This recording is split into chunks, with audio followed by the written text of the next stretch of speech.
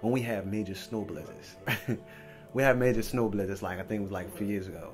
We had the military riding through the streets with guns. They sit on top of their gun, you know, the trucks and stuff with guns, sitting, looking out the window with guns, riding through in the big trucks and stuff in the back with guns, like we're at war, you know? But it was just, no, it was just snow outside. You're just trying to protect people and keep it clear. You know, there's just, I think it was just like a threat, like a scare, just a scare, you know. If the guns in the military was just something to scare the people, you know. We don't hear no incident. You never heard an incident of when the military had to be involved in something within the United States and they had to take out force. You know, you never hear incident about that. You know, and it's something you can't cover up nowadays.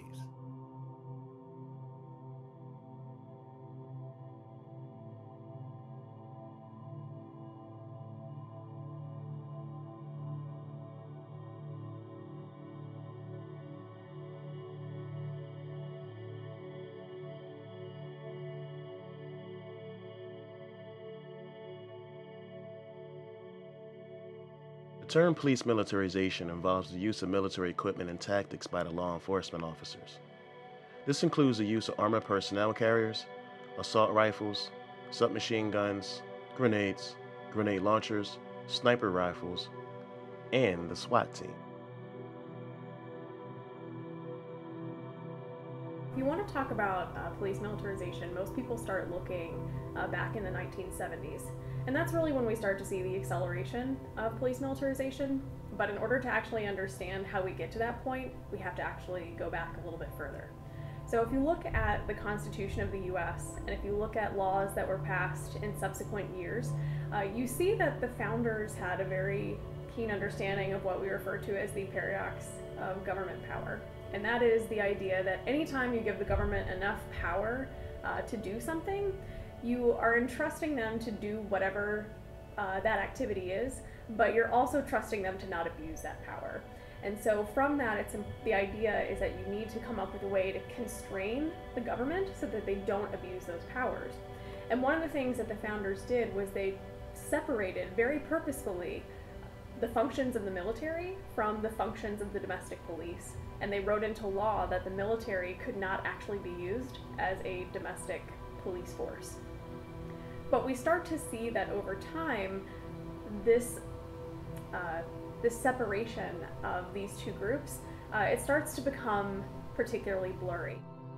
Experts say there's a long history of militarization of the police dating back to the race riots that broke out in a handful of U.S. cities in the 1950s and 60s. Keep on riding until they stop on it.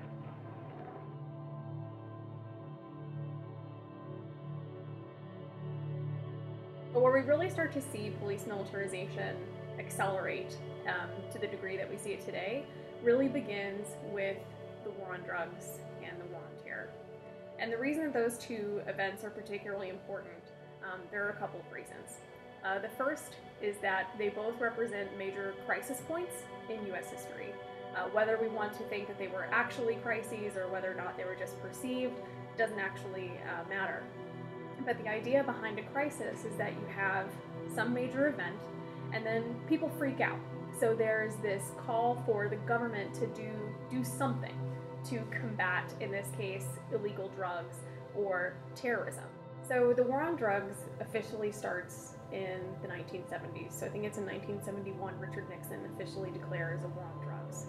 And at this point, you start to see PSAs, other kinds of ad campaigns talking about things like the quote-unquote epidemic of crack babies. And basically people start freaking out that illegal drugs are going to completely erode American society, it's going to destroy the American youth, and that drugs are just going to be basically the end of the world. And as a result, going back to the economics of crisis, they call upon the government to do something. Ladies and gentlemen, I would like to summarize for you the meeting that I have just had with bipartisan leaders. America's public enemy number one in the United States is drug abuse. In 1981, you see the passage of the Military Cooperation with Law Enforcement Act, which allows the Department of Defense to share information with local law enforcement. It allows them to share tactical information and also allows them to share weapons with police departments as well as maintain these weapons. Along with that program, You have Program 1033, which was issued by the Department of Defense.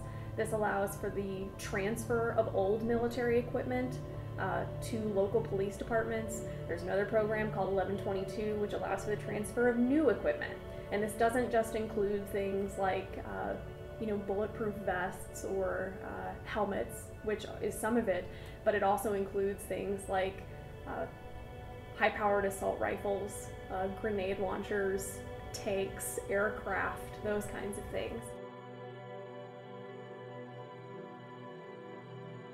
Since the 1970s, riot police have fired at protesters using guns with rubber bullets or plastic bullets, which were invented by the British Ministry of Defense in 1970 for the use during the Trouble riots. Tear gas, which was developed for riot control in 1919 by the U.S. Army's Chemical Warfare Service, is widely used against the protesters of today. The use of tear gas in warfare is prohibited by various international treaties that most states have signed. However, it's law enforcement or military use for domestic or non-combat situations which is permitted.